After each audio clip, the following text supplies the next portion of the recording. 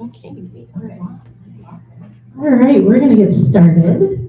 Thank you all for coming. My name is Sarah, and I'm the Adult Services Librarian here, and we are so excited to have Susan Carpenter come and do a Badger Talk with us on gardening with native plants.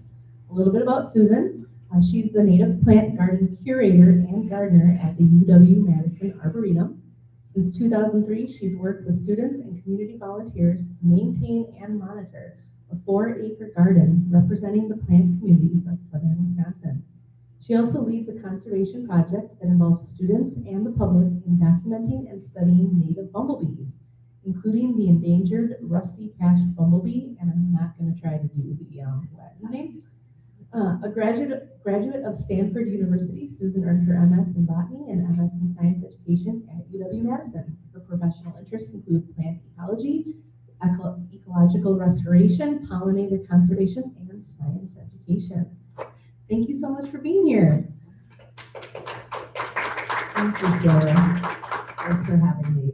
It's just delightful to see everybody out tonight. I know it's not, we've had some rough gardening weather in the last week or so, but hopefully this will provide something for those of you who may not be too familiar with native plant gardening, and hopefully some additional information for those of you who are already working with native plants in your garden, be it a native plant garden or a mixed kind of hybrid garden. So I'm first going to start out with this slide, which is how I'm thinking about some of the features and aspects of native plant gardens and landscapes. So I'm going to go down through a list of characteristics or features or maybe benefits or interesting things about these gardens and landscapes, because sometimes people are just thinking about a garden like a home environment, and sometimes people are thinking of something a little broader than that. You know, maybe they're adjoining a community space, or they have conservation land or something like that. And some of these ideas are going to be applicable across those boundaries. So here I'm talking about how these gardens and landscapes are healthy and diverse. And here I'm using health in the way that Leopold used it, which is land health. When he talked about land, he was talking about animals, plants, air, waters, soils, people, all the elements of the system. So we could list here, we could stand here all night listing what all those elements might be.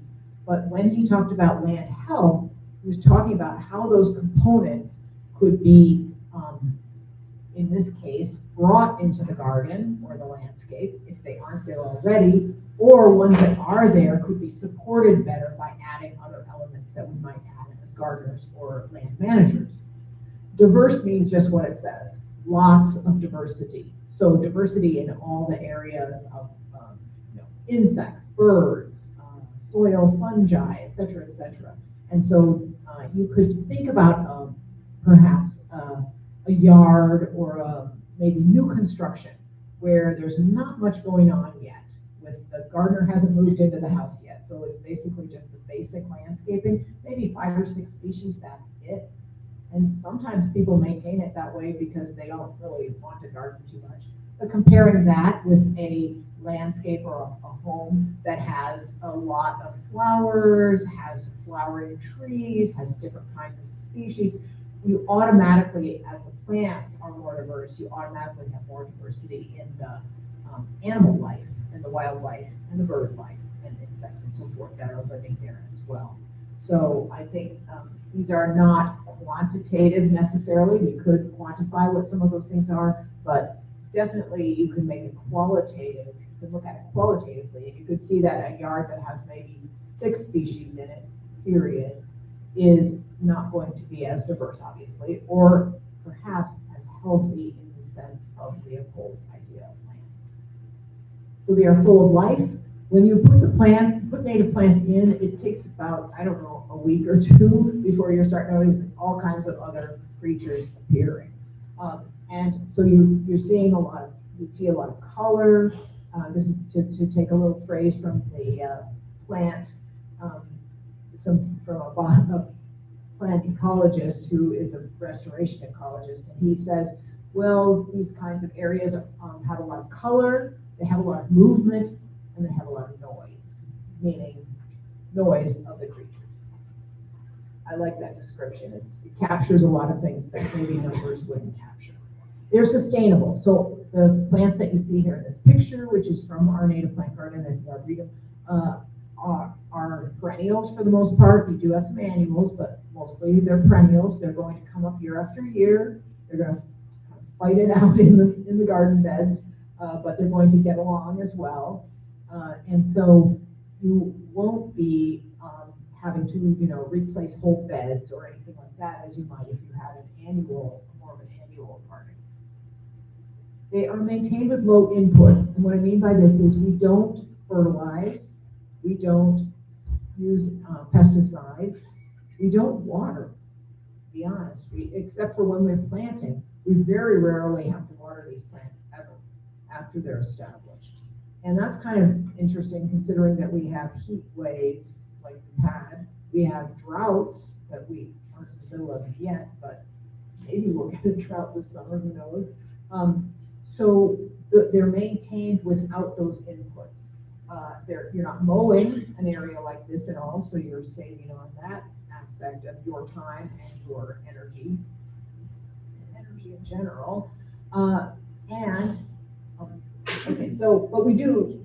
staying with the inputs for a minute, we do have our time that we're still spending with the garden. We're watching, we're learning the whole time. It's basically a learning environment once we've got it in. And we're looking at change over time in a couple of ways, like change over time by shading is a different kind of change over time than, say, a species kind of like going everywhere all at once and wondering whether we should be doing something about that or waiting it out. And the answer to that, it depends, but depends on the species. But this comment of a place, what this means is that the plants, if we're using native plants, we're using them of our region. So when you look at the garden at the Arboretum, if you start to get familiar with native plants, you could go to a garden, if someone's using the native plants of their region, and you know a few of those, you can go there and you can tell where you are. If we're in southern Wisconsin, it'll look more like the Arboretum garden. If we're in northern Wisconsin, it'll look entirely different. So there will be some similarities because there's some plants that grow in both northern and southern Wisconsin, but they won't be identical. The list will be different for those two areas. And that would apply anywhere where you are, anywhere in the country. So if you travel somewhere else and you see a garden that looks a lot like the Arboretum, I hope and it's a native garden, I hope you're still in southern Wisconsin and not in some other zone. Plants that are growing in a region are adapted to the soils and to the climate of that region. And of course, we have climate changing rather rapidly. But if you are in a location and you're wondering, should I grow native plants from Nebraska or from Arkansas to account for climate change that is occurring? Think about those two places. Those are both possible, similar, those regions are similar to what our areas projected to be like. They're very different from each other. What I like to recommend is start with our native plants that are here, that have evolved here for millennia, have been through polar vortex and droughts and excessive rainfall and heat and more cold patterns of cold. So start with those and then see how the change happens. You have a lot of diversity in those plants, and it's easy to diversify. And if one species can't make it, it's too hot for that species, then that one may drop out of the collection, but the others will fill in, and perhaps there'd be something from a little further south that would work. But I take a gradual approach on that rather than kind of trying to game the climate change.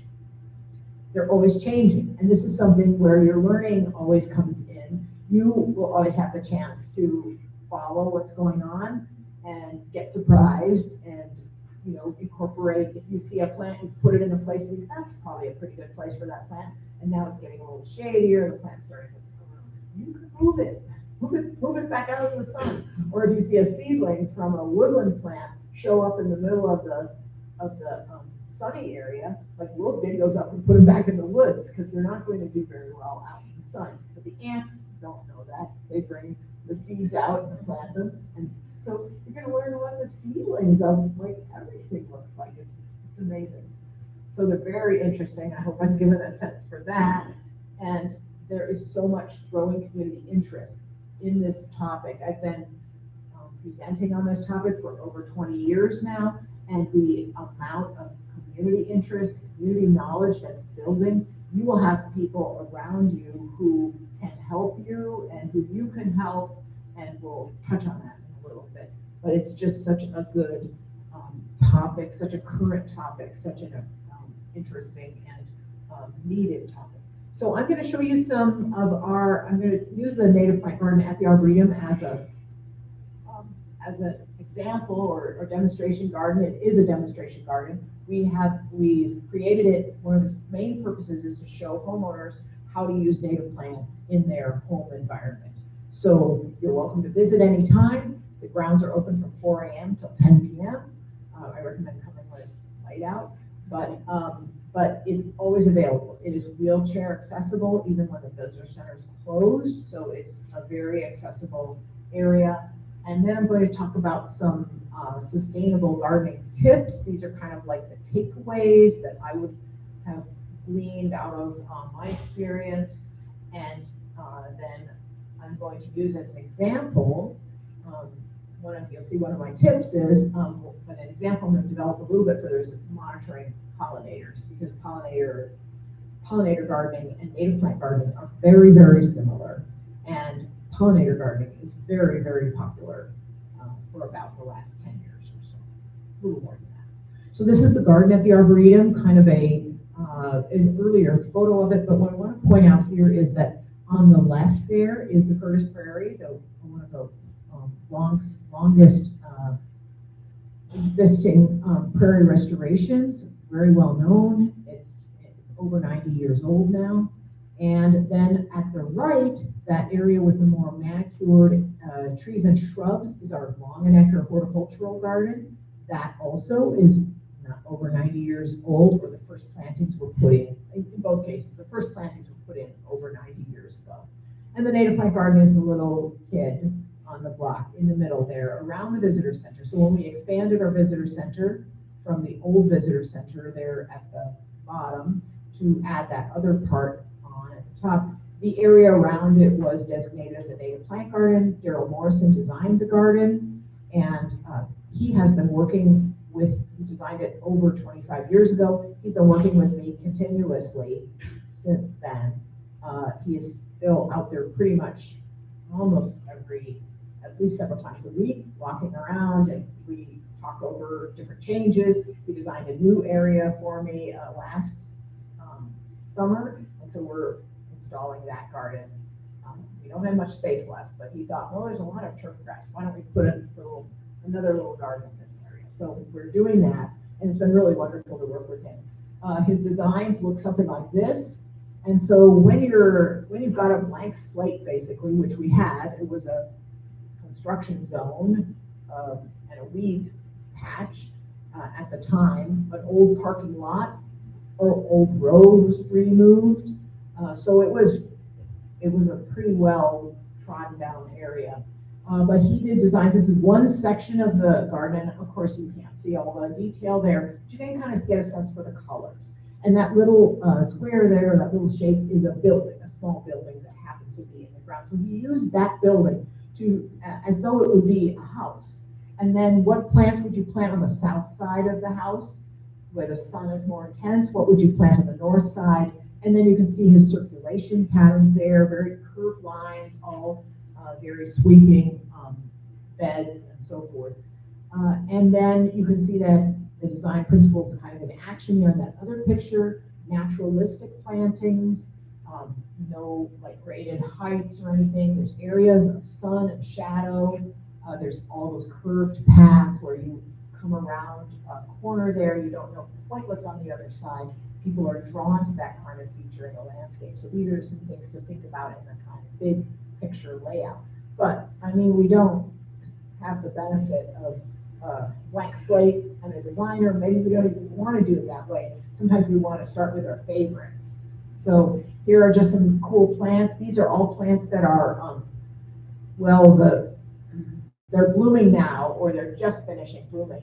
And in fact, that one at the upper right there is the dwarf bush honeysuckle. And you look out the window, you can see several of them right in this garden here. They're just finishing up blooming. It's a nice shrub, about 3 feet, maybe, 3 feet tall, with arching branches. Obviously, a really nice bumblebee or pollinator attracting flower there, kind of a tubular flower, so bees like this can reach the nectar. And it blooms for a pretty good period of time. It's kind of wrapping up bloom time now, but it's a really nice shrub to try. And then here is the relative of the coneflower that's out here. We have the purple coneflower out here. This is the pale purple coneflower. It has a little different shape to it, but I love that plant, and it's had a good year this year. So you can grow those. That just grows in a clump. It doesn't spread. It spreads by seed, but it won't spread by rhizome and take over anything.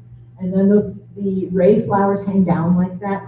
That's its natural way that it looks. And so when the wind is blowing, kind of like they're dancing together. And it is a good pollinator plant because the flowers on the little cone there. Can't use a pointer because that's a spring plant. The flowers on the cone are all tiny little flowers on the ground cone, and so those are blooming, and the bees will visit those as they're blooming. This is the compass plant, which is one of Leopold's mentions in the July chapter of the Prairie Birthday, and this is about, those stalks are about this tall, and it's blooming now. Giant leaves about this tall that are at the base. They're held vertically, and it's just a gorgeous plant. So lots of fun. And when the seeds are ripe on that one, the chipmunks scale up there and reach up and grab the seeds off that one. But you can get a lot of seeds from it too. You don't have to fight the chipmunks. So here are a couple of very small plants that we have, and you will notice that I'm going to be mentioning pollinators a lot during the talk. One of the things, the two topics that I find people kind of the most interested in, wondering about the value of native plants, the two groups are birds and pollinators. Right now, that seems to be what people are really focused in on. The good news is that if you are growing plants for one of those groups, the chances are that it's going to benefit the other group too. Or if you're growing for a certain pollinator like bumblebees, you have a bumblebee list, you're also going to be benefiting a lot of other pollinators. So everything is connected together, so it kind of all comes together in your garden. These are two tiny little plants. They have they have some similarities, but they have differences. So they are, prairie smoke is in the rose family. It has these little flowers that hang down. They're pendulous when they're blooming. So like that one on the very left there is in full bloom. The bees come up underneath and grab the flower, and then after the flower is pollinated, the stem tips back upright. So you see that one in the middle there with all that fluffy material on it. That's one flower that's mature, and those are the parts of the flower where the pollen landed. They extend, and they form. Each one of them is attached to a fruit in a tiny little seed, basically in the on the flower head, on the flower itself, and those are wind dispersal mechanisms. So after the flower is ready, mature, the seeds are mature, the seeds come loose from the stalk, and the wind can blow them away. In the meantime, they look a little bit like smoke when the whole thing is in seed like that. So prairie smoke, it just has it's about this tall, and that small leaves there will stay green all summer, and in the spring they'll be one of the first things you'll see in the spring. So this is a spring blooming plant, and then the other one is the shooting star. So the prairie smoke needs full sun, and it's not picky about soil. It can live in quality soil or in not very good soil, like gravelly, sandy, rocky soil. Dry areas love shooting star can grow in that kind of area, but also in the woods. So it's got a wide amplitude of light conditions that it can go for. It's going to bloom more when it's out in sun, but it can still bloom in semi-shade as well. Same deal with the flowers, pendulous when they're in bloom, and here you can see a bumblebee grabbed onto the flower underneath, and she's vibrating the flower, and pollen is falling down on her underside, which is on top there, and then she grooms the pollen off and puts it onto her legs. You can see that big yellow thing on her leg, that is a pollen ball. So she's collecting the pollen, she's going to bring it back to her, she's a queen, just starting a new colony, bring it back to her colony and feed the pollen to the young larvae who are developing in the colony. So she's pollinating the plant, but she's also collecting food for her young. So this plant has leaves, it's again about this tall. The leaves come up in the spring, and they're one of the first things to come up. And then by the time the flowers have been pollinated and they're back vertical again, there's one in the middle there that is vertical again. The seeds are developing in a capsule, and the leaves turn yellow and die back. And it's not because the plant is dying. The plant is just as natural, ephemeral life cycle. It just loses its color and it dies back. And by May, the end of May, usually a little bit into June perhaps, that plant is ready, has a bud under the ground for next year already. And it does have its stalk with its seeds developing in the capsule, but the leaves are gone. So you'll have to look for the stalk and not look for the leaves. And then here is a much larger set of plants. This is the mesic prairie garden. So to explain the word mesic, if you have dry and wet, mesic would be in the middle, kind of medium soil moisture. And so there are gradations like dry mesic and wet mesic, intermediates between along that continuum. So the mesic prairie garden is inspired by the tall grass prairie, and these are big plants for the most part. The spiderwort is the purple one. You can see just from the leaves, even the things that aren't blooming yet, that there's a lot of variety here. We started in this garden, we did everything with plants, and we started with about 75 species that we were able to get commercially. And it's probably about a half an acre or so, the entire area of this garden.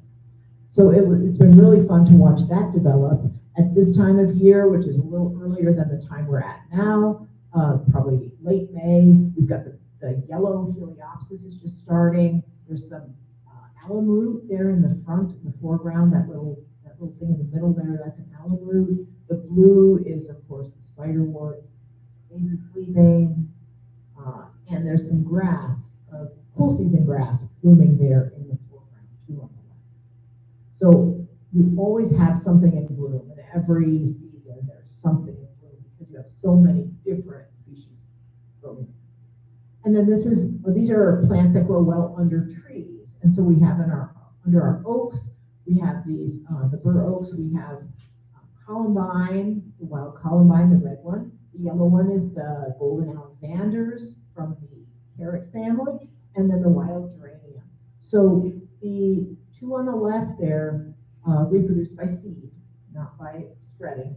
And the geraniums will reproduce by seed, but mainly by spreading with a rhizome. And rhizome is just another name for an underground stem, or stem really close to the surface that's growing horizontally. So they can spread out, and of course they're all blooming at the same time, obviously, earlier than now. But you'll be able to collect seed from we haven't collected any seed from the golden Alexanders yet. It's not ripe yet. It started blooming way back in May, but the seeds aren't ripe yet. So the early season seeds take a little longer to ripen than the late season. So we're still, if you want to collect seed from some of those early season, you can still have a chance now. These are the spiderwort again, that purpler blue one, and then the one with the little rings of flowers is a mint. That's the downy wood mint. And that one is a mint that spreads by seed only, not by spreading through the whole area, as many people worried about mitts in that regard, but the mitts vary on their reproduction. Now, it will seed pretty prolifically if it's got available space, but this is a really great plant. Both of these are just about 18 inches tall, really, really nice, and they're finishing up their bloom for this year right now. And just to step back in time a little bit, but to get into a shadier spot, these are some of our spring ephemerals or early woodland species. So we need mesic soil for this, and we need some shade for these.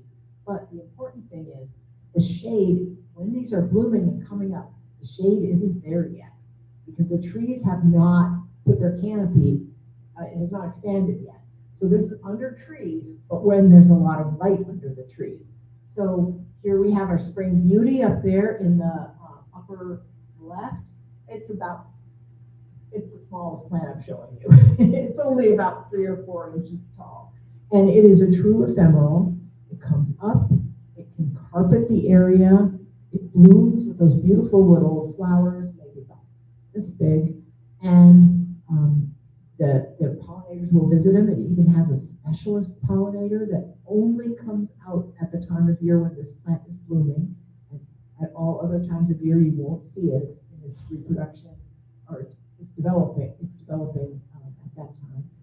And then those leaves will fade away, the little seeds will scatter, and it is a very good little cedar, even though it's so small and so tiny. And then we have Jacob's ladder here in the lower left, and that one has, the leaves will be there all summer. So you can go find Jacob's ladder right now. It's already bloomed, but it bloomed earlier before the tree canopy closed, but its leaves will be there all summer long. So still gaining energy, getting ready for next year. And then the wild geranium again up there, and the woodland phlox in the foreground with that other picture. You can see they're right under a big tree that hasn't gotten fully filled out yet, but those will both have summer leaves as well. They won't be leaves that will disappear. So you'll still have some greenery amongst the other plants. And then getting into the deeper shade, this is under some maples here, the wild ginger. And this is one where the flowers are right on the ground. Okay, so ginger is also short. It's only about this tall. It makes a nice ground cover, and the flowers are right on the ground. So they are pollinated by crawling insects, and also the seeds are dispersed by crawling insects. So this is one where the ants will plant it like far away from the woods where it's growing, and then if you recognize what it looks like, you know, okay, we'll move you back, this little plant back into the shade. It won't thrive in the prairie. And then we have ferns coming up here, and then if you were to look at that bed a little more carefully, you would find some other spring ephemerals, you would find other woodland species, shade-loving species that grow in the deeper shade of the maples. We have 12 species of native milkweed in Wisconsin. That comes as a surprise to many people, and some of them are more favored for garden than others, but we never plant the common milkweed, but when it comes up in the garden, we leave it because we have been a research center for monarch butterflies for many years. And so we have people who are always monitoring all of our milkweeds for monarch eggs, larvae, chrysalis, and adult butterflies. We've got some butterfly weed right out this orange one here. It looks a little more coral in this picture. There's variations, but there's an orange one right out here under that little tree there. If you have a chance, but some nice native plants out here. Yes. That's what I was going to say. The butterfly weed that I know is always orange. Mm-hmm. So is that red? Is that more just a different variety? It's not really a different variety in terms of like a cultivar or anything. There is just color variation. In some of them are a little more like red, and some are a little more that bright orange. We even found one time in our garden that was yellow, and the reason for that was the whole plant was lacking red pigment. If you look at the stems of these orange ones, you'll see a little bit of red pigment to the stem. Well, that particular plant had no red pigment, so color of the flowers was like a golden yellow, which would be color, that color plus red would make orange. And then the leaves and everything were just completely green, and stems were just completely green without any tinge of red. So yeah, there's a lot of variation today. When my student came in from the garden, she said, "Hey, I found a white Minorca out in the garden, like a white one." And we just have native ones. We don't have any white. Yeah, so she's getting to the bottom of how a white one could have one. But here is a white milkweed. This is the world milkweed. So the butterfly weed likes to, it can go in a dry area, it can go in a medium, mesic area. It has a pretty long blooming time, and if you get blooming time early and then a little bit of rain, you can get another bloom kind of them. So you'll have a plant that has pods on it from the first bloom, and then you'll get more flowers in the second bloom, if you will, and more pods later on. So the pods are very slender on that one, and then super slender on the world milkweed, because that's a littler plant, and it this one only spreads by seed.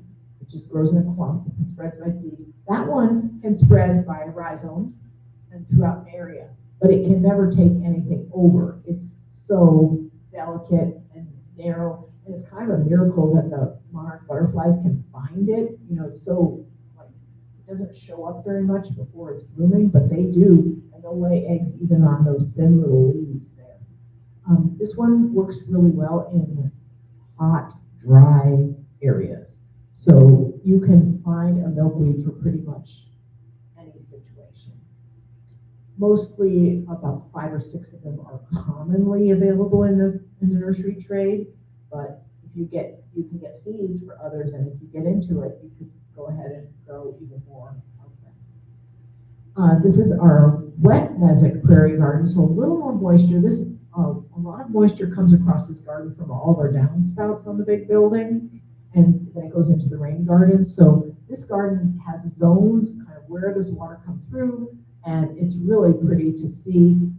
This is almost the stage that we're at now. The blazing stars haven't quite started blooming yet, but the Culver's root, which is the white one, is blooming now. And then there's a little Joe Pye weed there. I think there's some additional phlox that are in bloom still there.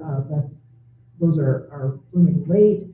So you have, again, a lot of variety. That yellowish plant in the middle is a grass leaf goldenrod. So it's not a bloom yet, but you can see that its buds are getting ready to bloom. So it's kind of going to be one of the next things to bloom in this garden. But this needs a little bit more moisture, or these plants could go in mesic or wet mesic. I wouldn't plant them in a super dry area. But speaking of a dry area, this is our newest garden before the one that got designed last summer. So this was designed in 2021, and you have these short native grasses. So there's 5 short native grasses: prairie dropseed, the June grass, side oak scramble grass, and then this beautiful little blue stem, and then this beautiful purple thing coming through there. That is just a line of plants. Is the purple love grass, and it grows really well in dry areas. It does not spread by rhizome. It's a clump, a bunch grass basically, but a very short bunch grass. It gets, as soon as you plant the little plant, it gets about 18 inches wide and about 6 inches tall. That's like its form. And then in August, it gets this very filmy seed heads above, or flowering heads above that 6 inches. Another 6 inches of that, and it's just beautiful. So it needs full sun. It's a beautiful plant. So here in this garden where we have all those short grasses and then some scattered forbs throughout there, or flower plants throughout there, it's really been a fun new planting. Very, very suitable for kind of a short area that you don't want to have tall plants like blocking views or that sort of thing. The rain garden that I mentioned before is, this is what it looks like in midsummer, so we're not quite there yet. The Joe Pye weed isn't blooming yet, and the Sweet black-eyed Susan is yellow there, that's not blooming yet. And the bottle gentian, which is not going to be standing as tall as those plants, but rather about 3 feet tall, is a plant that blooms in the late summer. So they need some moisture, but they can grow in mesic soils too. And this is the plant in full bloom. Those ones with a little white tip are in full bloom, and the ones that are purple have already been pollinated. So how does it get pollinated? The flower never quite opens. It has 5 petals that are all joined together, fused together in a ring, and then they're folded at the top so that they close in that bottle shape. And so bumblebees come to that plant, come to that little tip, and open it up. They press in and open it up, and they go inside. If they're small enough, they fit in there, and they roam around in there, collecting pollen, drinking nectar, whatever. And then they come popping back out, and the flower just is, the way the petals are folded, they just snap back into position like this. So you can't tell. I mean, there could be a bee in one of those. You can't tell from the picture. Or then the bee goes out, and then the capsule starts to form inside. And the flowers are about this tall. So the capsule is about that same, when it's fully mature, it's about that tall, and filled with millions and millions of tiny little seeds. So this plant just reproduces by seed. It doesn't reproduce any other way. And it's nice when you have a wet year, because it does very well with a year that has a lot of rain. I've seen the plants. They're not blooming yet. They won't bloom for another month or more. But they are in good shape, so I'm looking forward to a good season for that one. And then in fall, of course, we have our warm season grasses, like our big blue stem, Indian grass, switchgrass, little blue stem, those gorgeous colors there. Those are just some that I can name that are in that picture. We have our aster season, of course, all the different kinds of asters, all the different kinds of goldenrods. It's like a whole new botany experience to learn all those species. And then we have seed dispersal. And here, these plants, the seeds will be produced quickly, and you will have seed harvesting going on. We can be harvesting seeds almost all of September and keeping busy with that, even if we didn't have other gardening tasks to do. So lots and lots of seeds to collect. And there's still pollinators working. Like there's a big solitary great black wasp, not a scary wasp at all. It's giant, but it's not. I had one on a black-eyed Susan this morning. Oh, good. Yeah, they're very friendly. They're just a solitary wasp. So now I'm going to shift into some gardening kind of takeaway tips. And these would be helpful for native plant gardening, pollinator gardening, might be helpful for really across the board for gardening. Some of them are going to be very familiar to you gardeners. But here we can see this is the idea of maximizing the number. This is the abundance of plants, meaning number, just the sheer numbers of plants, and the diversity of native plants in the landscape. So here is our woodland maple basswood garden. It's not quite, the canopy's not quite close, so we have that little pink flower, throughout there. There's bluebells, there's blue phlox, and I'm looking just to see if I see anything else in bloom. Jacob's ladder. So there are at least 4 blooming species in this picture, and it's not a very big area. You can see other plants that are not blooming that are still in the rotation, are going to be blooming later on in the season. Or grasses or sedges that are providing kind of structure for the rest of the plants. They're all part of the community. So it's good to see that for pollinator gardening, that you see several things blooming all at once at the same time. If you looked at your garden and saw nothing blooming for a period of time, that would be a good invitation to find things that bloom through that time and get them in there, because pollinators are only going to come to the flowers that are there. They're not going to wait until they're not. I mean, there'll be problems for them if they have to wait through a big gap. So maximizing number and diversity, and we do that, but we remember this, which is gardening 101. which is matching the plants to the site conditions. And so we need to consider sun, soil type, and moisture. And when I say match, I don't mean like there's a right answer. We all know that our gardening is going to involve some, I think that will work well there. Look, this is working well here. I think this other plant will work well in this location. And I bring you this example here. Along the north side of our building, we have actually, there's not that much shade there. There's a few shrubs, small shrubs here, there, but there's not that much shade. But because it's on the north side of the building, it's shaded by the building.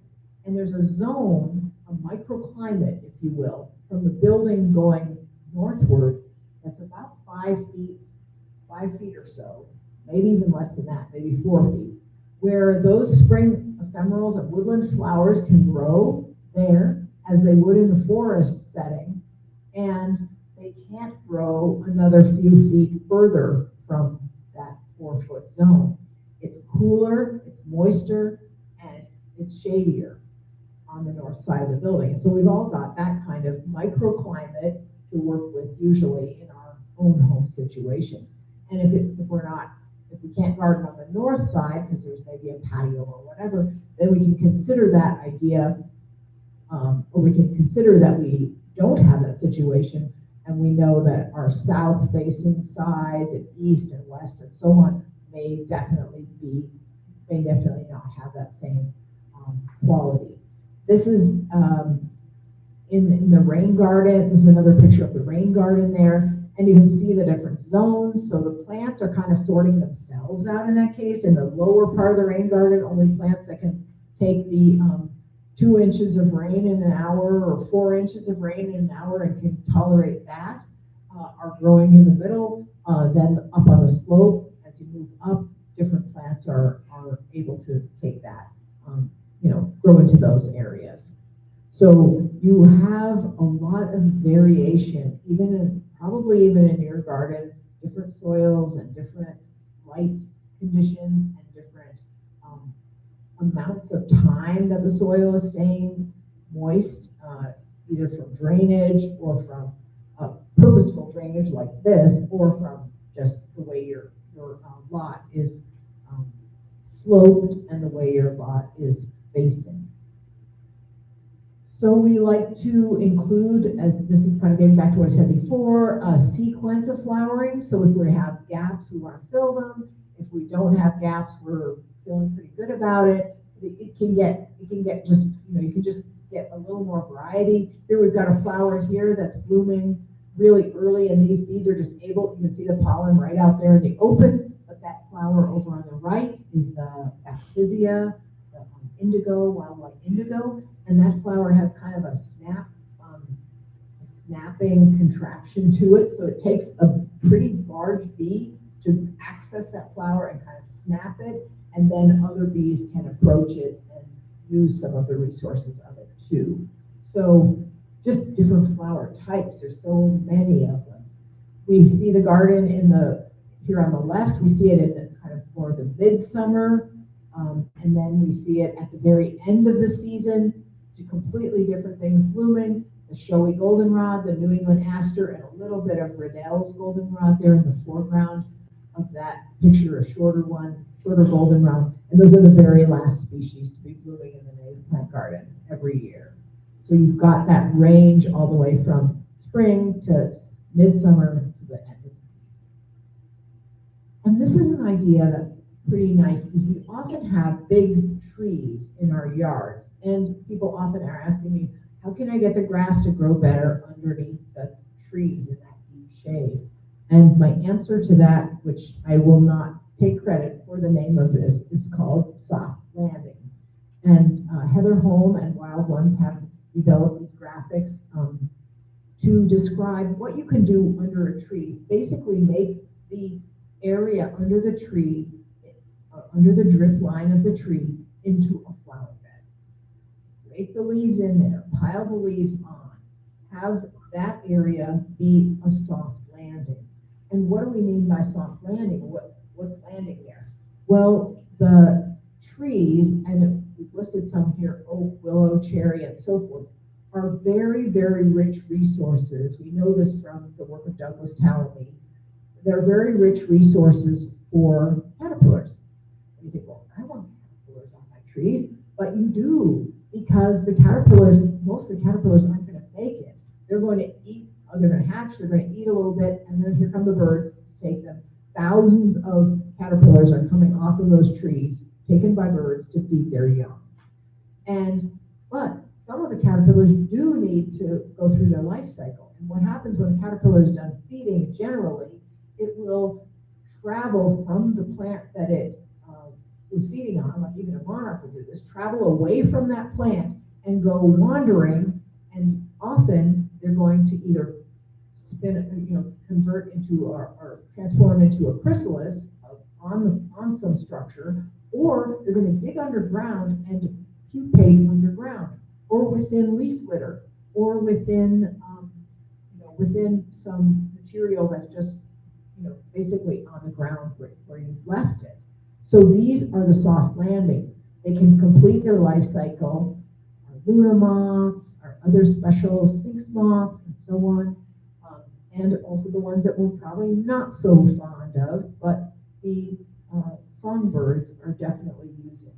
So this is a way to, you don't have to mow, you don't have to, just adds another garden bed. And you can plant within it, or you can kind of, in some cases, you can see what will grow there, because things will start growing there, and you can identify them. Often they're a kind of a robust native plant that can get around easily, but is adapted to shade. And I would prefer to have that growing there than like bare soil that isn't doing, isn't really doing anything. So you can plant, you just want to be careful of the tree roots themselves and not damage them. We plant species native to our area. This is that, again, another picture of the white wild indigo with a big bumblebee springing that flower open. There are other indigos which the bees visit. So I've got a purple one there that's not native here, but you might have run across it. And so when you're looking at plants that are like related here, I like to use the insects to kind of tell me, are they visiting that plant? Are there, if I plant something that seems not, it's not native, I would want to know that the same insects are visiting it. Because perhaps, we don't know about the nutritional value and all that, but perhaps that is a beneficial plant for them. And this picture was taken at the Madison Agricultural Station out of Mineral Point Road, where they have like all these different colors of baptisia planted there, and a lot of other species where you can see a lot of variation in the horticultural forms. And you can compare, you can go out there and see, well, wow, they seem to like the brown one instead of the purple one, or the, there's just whole different colors. So I'm, of course, a native plant gardener, so I'm only using the native types. But if you're thinking about plants you already may have in your garden that are not native, or, you can check to see. And there has been some research on different plants to find out whether the cultivars or nativars, if you will, are being visited, and whether they're of equal or even greater, and sometimes greater value to pollinators as you measure by visitation. So keep an open mind about it, but of course, since I'm a native plant gardener, I can just recommend the native plants. We do have resources, like this is for rusty patch bumblebee, or plants that are known to promote pollinators. So if you have lists like that, as I said before, if you are planting plants that are known to support a certain group of pollinators, the chances are that they're going to support a wider range than just that group. Rusty patch is not a particularly unique species in terms of its preferences for flowers, so lots of bumblebees are also going to use the same plants. And this is just a screenshot of a Midwest plant guide. It's a good time for me to mention here that here I say, see the seasonal plant list, and you're like, well, where are those lists? I'm going to give you a link that will link you to a handout, basically. We do this all electronically now. So when you go at the end of the talk, you can just get that just take a picture of it or write it down, the short link. And that'll be anything that I've referred to in this talk where you'll be scribbling down a reference list, it'll be on that list.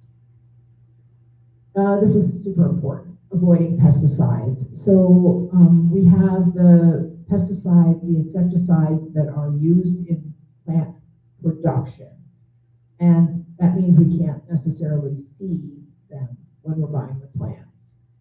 So you want to be careful that you're buying plants from a source that is not using those insecticides, systemic insecticides in production.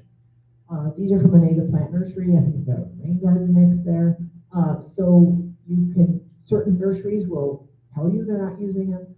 We have a new program now around the monarch, which the Wisconsin Monarch Collaborative has set up, called Monarch Safe, and there are nurseries that are Monarch Safe. They are by definition not using these chemicals, so for your bees they would also be safe. The chemicals, the systemic insecticides go into the tissue of the plant. It can be in the, it's in the stems, it's in the leaves, it goes into the flowers, it goes in the pollen, it goes into the nectar. So it has a long-lasting impact on any insect. The purpose of it, of course, is to keep the plants from being eaten by insects. And so it's not a specific thing, like it's not specific to a certain insect. It's broad, it affects insects broadly. And it might not, in the case of bumblebees, for example, if a colony is exposed to, they're eating plants that have been treated like that, it might not kill an individual bee that takes nectar from that plant, but it will reduce the reproduction of the colony. And so that colony might not be able to reproduce, to produce offspring, or produce queens for the next year, which is meaning that you're going to see a population decline. So you, as a customer, have a lot of power to make sure that your plants have not been treated. Just ask, and if they can't tell you or they don't know, they're having it high, then there are sources. And on that handout, you'll see a listing of native plant nurseries that are that would be good places to use.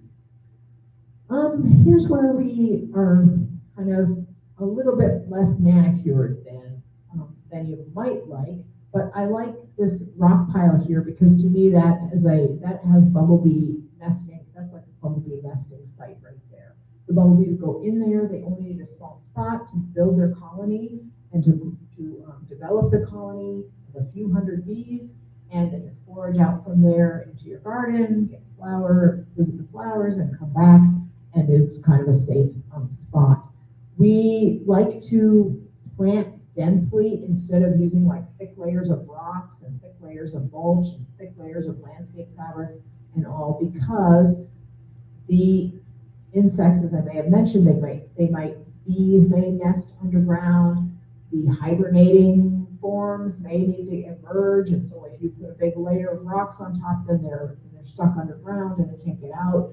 And if there's just plants there, they can get out and they can get in. So it's just a way to provide a little more greenery, but have some areas that are a little bit rougher or buffer areas, maybe somewhere in the back. We leave the plant material standing over the winter. There's a lot of seeds left in it. There's a lot of insects overwintering in there. And then we usually trim down the stems, or in some cases, in this garden, I use prescribed fire to renew some of the areas. Many of the areas are fire-dependent plant communities. So where it's safe to do it and where it's not near the building, we do use prescribed fire, but we have a professional crew, so I don't recommend that for the home gardener, unless you have an unusual situation. And I like to leave the plant material. This is the native plant garden in the winter. It's kind of nice to have the plants sticking out like that because people will make a path. They don't know where the real paths are, so they're just making a path, but they won't usually walk across the garden. If they can see the stalks sticking out, they'll just go on where the grass was. That's kind of nice. This is an important thing, including small signs to tell what you're doing if you're growing native plants, because sometimes people think you're just giving up on gardening and you're throwing your hands up. But pollinator habitat, pesticide free, all kinds of signs. And sometimes people like to make their own or design their own. These are available commercially. Excellent. And this is so, so, so important. And people don't necessarily think of this, I just want a garden, I just want a garden. But we are a gardening community too. And sharing your gardening with youth and with your neighbors and with your community is so important. And one great way to do that is to harvest seed and share seed with people. So someone admires a plant in your garden, I'll give you some seed from that when it's mature. I'll have them come and collect it and just draw them into the activity. And then lots of people have really creative ways of documenting what they're doing. And some people are like, I don't want to keep records. I don't want to get a notebook. I don't want to write it all down. It's too much work. So I've seen people do video stories. Just do your garden work, and then this one volunteer, she just takes her phone and she just does it. She just talks her what she did, and she shows it, and she's got a picture of it. And then she's comparing her video stories like over time for her own sake. She goes, I hate writing things down in a notebook. This I love doing. So find ways to do it and then to share what you're doing. So we've got a Bumblebee Watch. That's the example that a Bumblebee Brigade that I'm going to share with you in more detail. iNaturalist is so easy to use. And then eBird, if you're a birder and you've got you have bird emphasis with your garden, or you're bringing birds in and you want to share those, that's a great way to share them. And Journey North is focused on migration, so it's mostly monarchs and hummingbirds, but it also has other organisms that you can look at. So those are just free and kind of fun depending on what you're interested in doing. So I started, when the Rusty Patch Bumblebee was discovered at the Arboretum about 16 years ago now, we found out that identifying bumblebees can be done with photographs. So we started taking pictures. And of course, when you're taking pictures of bumblebees in your garden, this is what happens. Everything else too. So you can actually build a kind of nice library of what's in your garden over time through photography. Not because we are all entomology experts, because we might not be. I certainly was not when I started out on bumblebees. But we have resources like WisconsinButterflies.org and bugguide.net. These are on your handout to help us identify all these gorgeous organisms that are in the garden with us. And like, I thought that one at the lower right there was a bumblebee when I first saw it. It turns out it's a fly mimicking a bumblebee.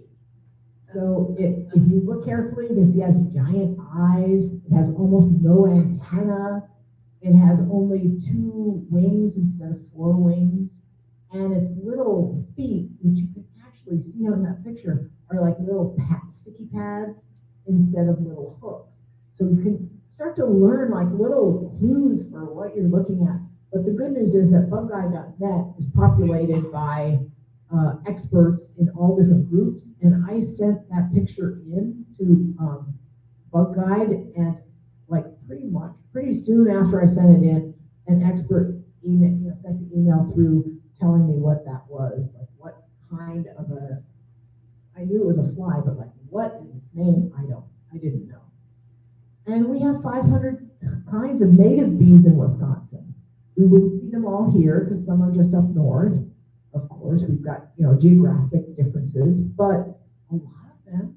And right now will be a really fun time while you're looking at the bee balm or the bergamot to look for that one, the third one on the top row there, that little black one. It's little white, it's got white pollen all over its legs. And what it's doing on the bee balm there is it's just clasping onto the pollen and taking the pollen off of the flower. It's not going for nectar, it's just gathering pollen. This is a little specialist bee only on Monarda. You only see it when the Monarda's blooming, and she's collecting the pollen, she's working by herself, she's going to take the pollen back to a small cavity, make a little pollen ball with multiple trips, lay an egg on it, seal it off, and keep going. So maybe she can do like 40 or 50 of those in her short life, and Those eggs will then develop, eating the pollen, no parental care. She's a solitary species, so she's no longer living, and they're developing. And next year, when the Monarda comes into bloom, they'll be ready, come out of the cavity to do the same thing. So that's one to watch for right now. Such a cute little bee too. But some of these you've probably seen before. The leaf cutter bee there in the bottom. Those green metallic bees are so beautiful. So we photograph. You can photograph all those bees, and you can sometimes you'll get IDs from bugguide.net for those. For bumblebees, we can do it ourselves, because photographs will give us the evidence that we need to know what bee we're looking at. So here's my tip for photographing the bumblebees. You see a bumblebee on a flower, like here it was on the vervain. I took multiple pictures of her, maybe 15 pictures of the same bee. She's just moving around, and I'm click, click, click, click. And then I pulled out for you these 3 photos, because I've got a back view, a view of her back. You can see her head there, and you can see the back with the wings out of the way. I've got a side view there, so you can see the pattern of the colors on that. And then here is a face view just from the front. And that helps us, because sometimes the shape of the face is a clue to which bumblebee we're looking for. And when you've taken 15 pictures of this bee, and you're about to start another one, take a spacer picture, so that you know that the next set of pictures is somebody else. Don't count on your memory to help you remember. Oh, I'll remember. No. Take a spacer picture, and then you'll have them all clear. So this one, I could use either of those top pictures there to identify it. They will both be equally good, but sometimes I might need more than one photo to identify.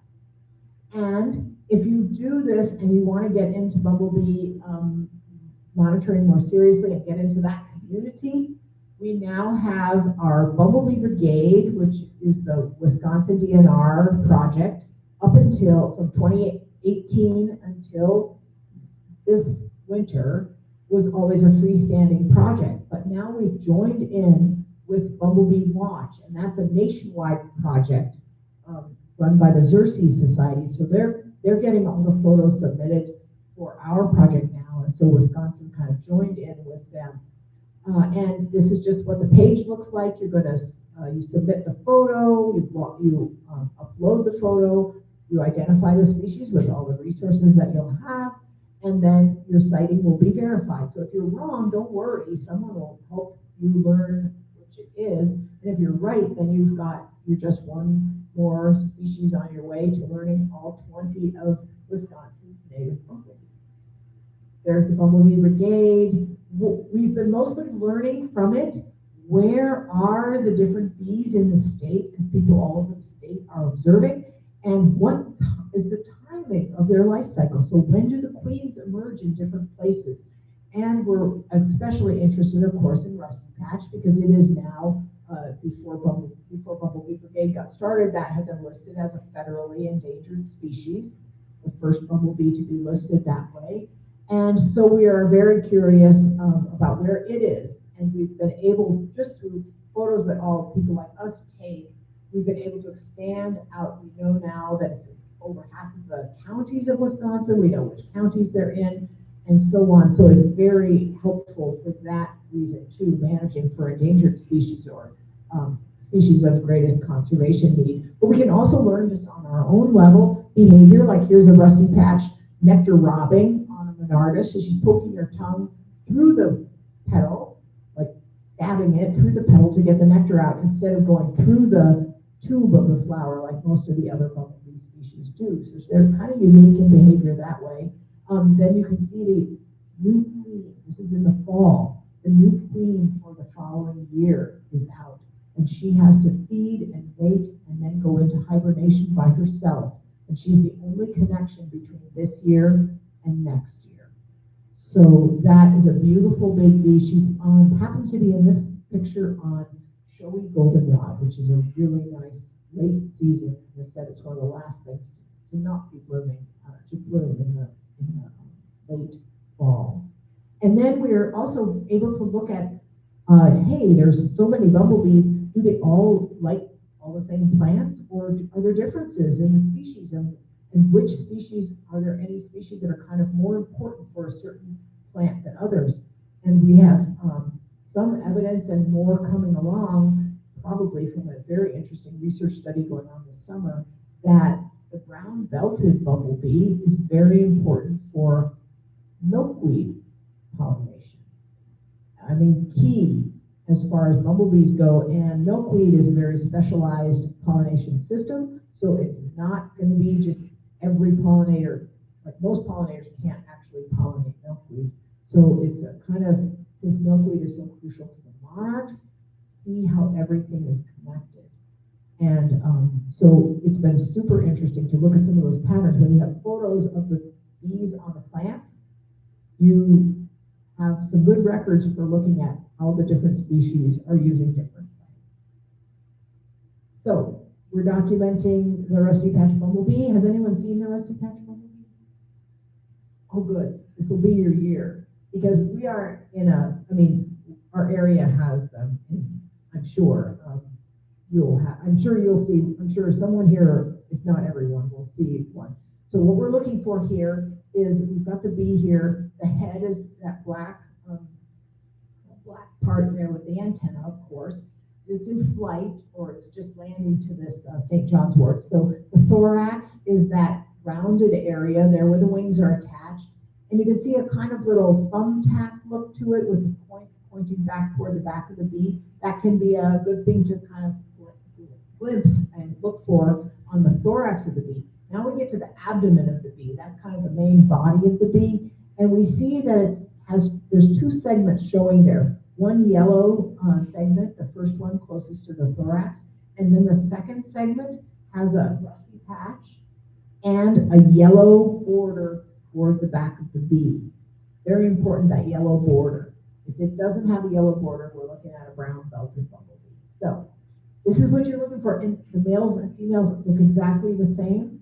The queens look a little different because they usually don't have a rusty patch, but this pattern will hold. So it's one of the easier ones to learn. So I always recommend people learn the easy ones first and then work your way up to the hard ones. So where are people finding them? This is the range of rusty patch bumblebee originally. From the East Coast through that southern part of Canada, and then from Ontario and Quebec, and then throughout to Minnesota and down to the mountains of Georgia and on up. That whole area was the original range of rusty patch bumblebee. It's a common bumblebee and is now federally endangered. So there's the Midwest is the hot spot for it. Still, it's the remaining range, and there is an interesting mountaintop population there in West Virginia and Virginia. That's fairly recently discovered, and it's very, very different genetically from any of the Midwestern populations. And even within the Midwestern populations, we have genetic differences now because people have been studying the genetics between the Minneapolis, Minnesota area and the bumblebees that you would find down more around here. Not something that we could notice by looking at the bees, but this is coming from research. So we zoom in on Wisconsin and Minnesota. You can see Wisconsin has a lot of records, partly because we have a lot of people looking, and you can see the Twin Cities has a long record of people looking there. It doesn't mean that bumblebees love cities more than rural areas. But if you think about rural areas, highly agricultural areas, like look at western Iowa and southern Illinois, there's not enough habitat there. Those areas where you have it in the most southern parts of the state or in Iowa are in river courses, so where there's still native vegetation there or vegetation that isn't agricultural. So think about the areas of Wisconsin that you know, and think about where you might be visiting and where you might be able to see this bee. If you do spot one, be sure to submit it on Bumblebee Watch. And if you want to have kind of a little bit of an introduction before you get to the Bumblebee Watch and all the that part, you kind of want to just get a little bit of a flavor, then take a look at the Wisconsin Midwest Bumblebee Observers Facebook page. And there, my friend and colleague Judy Cardine is teaching. And you can submit a photo of a bumblebee from your own garden easily into there, and you can guess at what it is or ask what it is. You'll get lots of people. There's a huge number of people that are participating in that. And Judy is doing such a wonderful job of helping people build their knowledge and build their understanding. So there, that red thing is the short link. That'll be a handout for you, so you can write that down or take a picture of it. And if you have trouble accessing it, my contact information is in the brochure if you want to pick one of those up, or if you have one already, and you can just email me at the Arboretum. Okay, I think we have a few minutes for questions. If anyone has any comments or findings or observations. Yeah. I was just up in northern Minnesota and Canada, and the lupine is blooming. Is there a lupine variety that will do well here? Yeah, the lupins that do the best here. Now, up north, were those big, huge lupins that are, yeah. So that one is actually a naturalized one now up there. Did you see bees on it? I just saw them. Oh, okay. Yeah, it'd be interesting to know. That one's been, it's spread around. It's gorgeous. And so, like any gorgeous plant that later takes over areas where displaces other plants. I'd be curious to know, and I don't know this, whether it's highly visited. But as far as here, we have the sundial lupin, or sometimes known as wild lupin. It's a smaller plant. I don't think I have any pictures of it in here, but it's dry areas. It blooms early, so it'll be blooming in May. At the native plant garden, if you go on the deck, the area just below the deck is our sand prairie, so it's designed to be seen from the deck. Look down on it. It's got cactuses and small plants, so it's got the lupins there. They are in seed now, and some of them probably already have released their seeds, so they are early spring species. You won't see them now, but at different places in the state, you'll see things at different times, right? So a friend of mine, a volunteer of mine, just was in Door County, and she had pictures of yellow lady slippers that were just finishing blooming. I mean, down here they've been done blooming for a month. I mean, more than a month. So, if you're traveling, like if you're going north, you might see species that are, finished up down here already. But wild lupin, and they've changed the name now to sundial lupin in terms of common name. It's Lupinus perennis is the species name.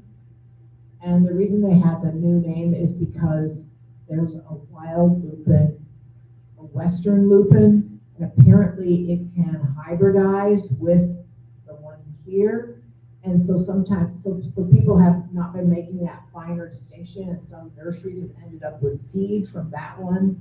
And now you think, okay, well, it still looks like a lupin, whatever. But remember that the lupin, the native lupin from here is the host plant for the Carner blue butterfly.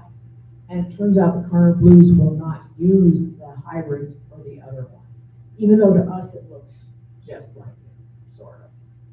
So that's an issue. I mean, Carner blues. Yeah. Are there certain plants you should be wary of putting next to your house, like that could end up impacting your foundation?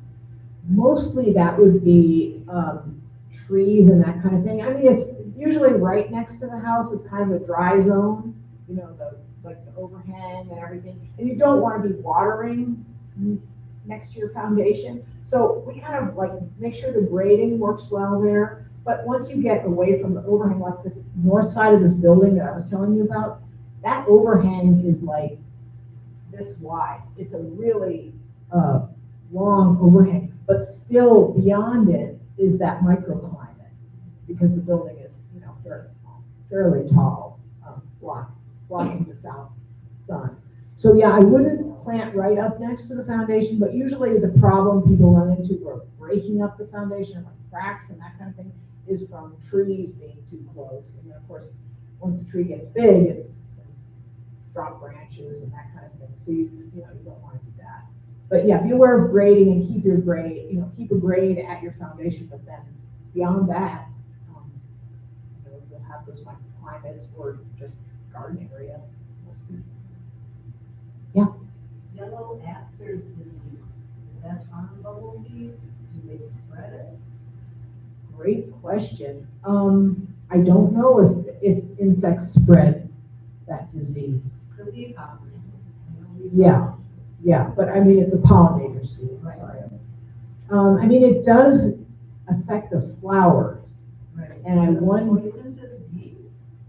I don't think it's, that, these are some great questions, and that is a great question that I think I will propose to, PJ Leash, who is the bug guy, and ask him whether he, I'm gonna see him on Tuesday. We're speaking at the same event, so, to find out the answer to that. That's very interesting. I hadn't thought about that. We do know that diseases from like bumblebees and that honeybees can carry disease to flowers, and bumblebees can get it from the flowers on, not on a diseased flower, but just on an ordinary, just because they're visiting the same spot. So if there is a danger to that, then, if there would be a danger to the insects from that, then sure, I mean, it could happen that way. Yes. The native plant gardens crowd out the weeds. Good question. Do the native plants crowd out the weeds? And the answer to that is, in some cases, yes. First of all, they're perennials and they're tall. And so, like, the weeds don't have much of a chance. They fill in, and if they fill the space, there's no bare soil. Now, we started these gardens with plants. So we planted about a foot apart, and there was bare soil in between them. We used a little bit of light mulch so that the plants could get established, and so that we wouldn't have to really water them, while they were getting established, which we generally don't, and then they fill in. But if you use seed, like if you got a seed mix and you had an area that you seeded, the plants are more dense to begin with. This is the way we do the restorations. And of course, you're usually managing that differently at first, so it doesn't look so gardeny, because you're keeping the plants, you're kind of high mowing it for a few years before, so there's weeds that are coming up because there's bare soil, they're all starting out seeds, and then you're chopping off the weeds so that there's no production of weeds, but the native plants are getting their roots established and they're coming slowly. And about year 3, you stop mowing it.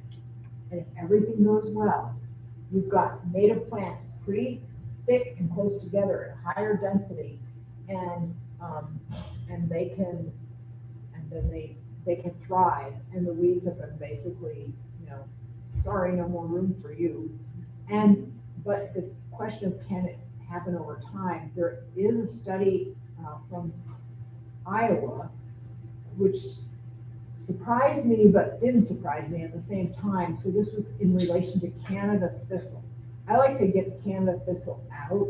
So if it comes up in a small area, you can, by repeated weeding, you're not getting the root of it out. It has a root underground, it has stems underground that are going horizontal about this far down. So when you pull a Canada thistle, you're getting out a white thing. It looks like a root kind of, but it's only breaking off from there, and you're keeping it from photosynthesizing those. So it's not putting more energy down in there. What this researcher found out in Iowa, she was studying places where there were native plants in plantings with Canada thistle in there. And over time, the native plants, without pulling the thistle, the native plants were reducing that thistle and eliminating it. Like, I'm talking a decade of time. So if you don't want to wait that long, but I've noticed that on my own conservation land, where we have areas where we have a lot more native plants now thriving in certain spots, and Canada thistle's been in with them, and it's reducing.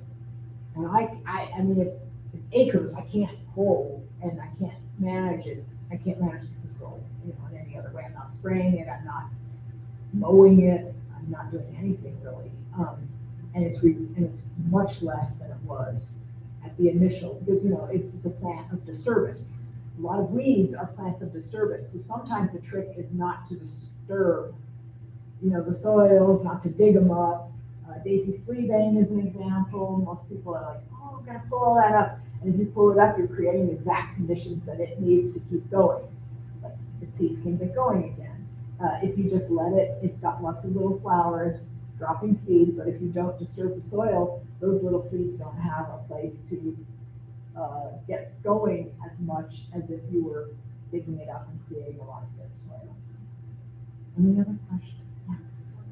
I find native seeds to be especially hard to get growing. Is there something that makes them tricky? Well, a lot of them have a stratification requirement, meaning they have to have like a cold, moist treatment before they germinate. Some of them don't. Like examples would be some of the plants are showing Culver's root doesn't have a requirement, so you can get seed from that and sow it as you would, any other like garden crops. Monarda, the bee balm, doesn't have a requirement, so those would be seeds you could grow right away. The grasses are generally, rough up some soil, put the grass seed down, it'll just grow, without it. But the other ones they usually need either 30, 60, or 90 days of cold, moist treatment. How does that happen in nature? When seeds drop, and so what you can do is you can put seed in a tray, just, like sow it in a tray or little pots in a tray, and then like stack those up and put them outside, screen them on the top in case there's squirrels digging in them.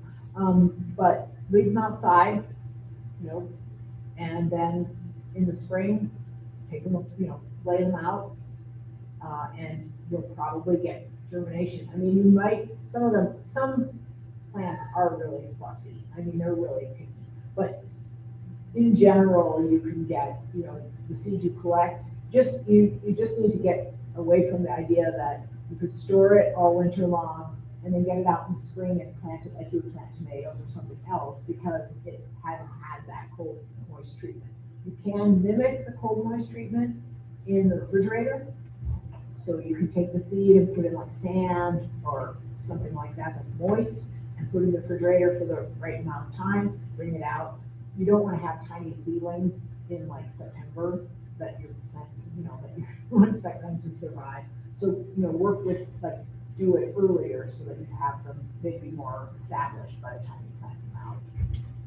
But it is kind of fun to propagate, and there's a lot of information in the seed catalogs, native seed catalogs. When you look up the species, you can get all the information of like how many seeds per ounce, and it's astronomical sometimes, like what your one plant, if you can have just one plant, what it can produce, and then it'll tell you the requirements. Some of them, like the legumes, have a very tough coat, and so sometimes you can put them on sandpaper. They might not need as what's important to them too, besides maybe a cold moist treatment, is to break the seed coat. So you put them on like sandpaper and put another sandpaper block, and that breaks the seed coat enough so that they can take up water and then germinate. So look in the seed catalog under the species you're interested in and see what its requirements are. And then there's other books that are available on like the more general, I'm getting to the barest bones of propagation there. Probably just enough to not help you. But the other thing is melt jugs. You pick Yes. them up and you put some soil in it, you put the seeds in it, and then you duct tape them and set them out in the yard with the lid off over the winter. Same idea. Yes, I have, just in the winter after a snow, I got a bare spot, I just take the seeds out and then Put 'em in there. the spring, they're germinating. Yeah. I I mean, people like to do them in flat sometimes because they want to know what the seedling looks like, but there are books too that show you what the seedlings look like. I have 2 raised beds that I put Oh, things in, and in the fall, I just pull everything out and throw some native seeds in, and I've got, what do I have now? I have some gossip and stuff about Uh-huh. this much, Perfect. so, yeah. So here's your community. We're all part of it. Yeah. Wonderful. Thank you for. But there's actually, the Wild Funds have a workshop on doing the milk jugs and, I mean, you Yep. can use any kind of jug, Yep. but milk jugs, water jugs, soda bottles. Yeah. whatever. Wild Ones is a great resource. Speaking of community. And very if you've got a beer refrigerator in your garage, then you don't have to put them in your Sure, vegetable. that's right, yes. Well, thank you so much. Thank you.